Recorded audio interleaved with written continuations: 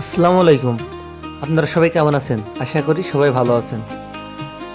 আজকে কাজ করতে আসি সেই বিখ্যাত সাউন্ড RS ডাক বাংলা বাজার ঝিনাইদহ। আমরা রওনা দিয়েছি কুষ্টিয়ার উদ্দেশ্য। ওখানে আমাদের দুইটা প্রোগ্রাম, পর 2 দিন 2টা প্রোগ্রাম।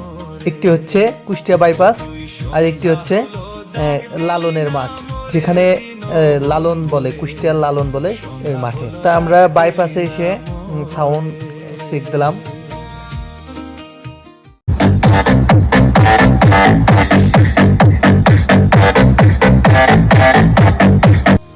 এখানে সাউন্ড চেক দেওয়া কাজ কমপ্লিট হয়ে গেল। চেক দিলাম, আকাশে প্রচুর মেঘ। এখন বিকাল গড়ালো, আকাশের অবস্থা খুব খারাপ। এত পরিমাণ মেঘ করেছে, সম্ভবত বৃষ্টির সম্ভাবনা, ঝড় বৃষ্টির সম্ভাবনা আছে।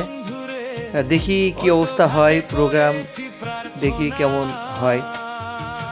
বৃষ্টি থামতে প্রায় ইশারা আদান লেগে গিয়েছে। আমরা আবার প্রোগ্রাম শুরু করলাম। অনেক অগুছালো ছিল, সেটা গুছাই নিলাম, যেহেতু ঝড় বৃষ্টি হয়েছিল।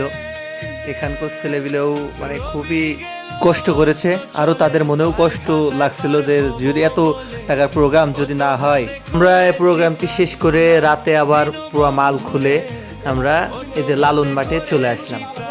এখানে মালগুলো লাভায়ে মালগুলো ছেটাপ দিলাম।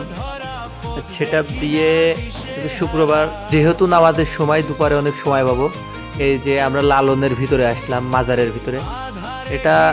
এখানকার পরিবেশটা খুব সুন্দর। এখানে পুরাতন অনেক স্মৃতি রয়েছে। আমরা কিছুক্ষণ ঘোরাঘুরির পর আবার বাইরে চলে গিয়েছিলাম। এখানে দেখি এক পাগলের কাজ।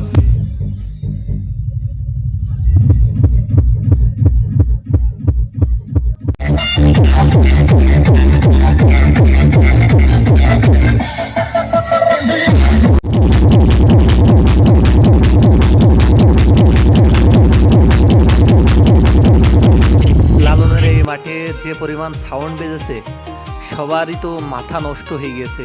মানে এর আগে বলছিল যারা এসেছে, এত সাউন্ড কোনোদিন উঠাতে পারেনি, সাউন্ড বাজাতে পারেনি, মানে প্রচুর পরিমাণ। RS ডাক বাংলা বাজারের RS সাউন্ড আসলে খুব ভালো সাউন্ড। এত পরিমাণ সাউন্ডে ফিল দিয়েছে, সবাই পছন্দ। সবাই ভালো থাকবেন, সুস্থ থাকবেন আশা করি। আমার জন্য সবাই দোয়া করবেন। আল্লাহ হাফেজ।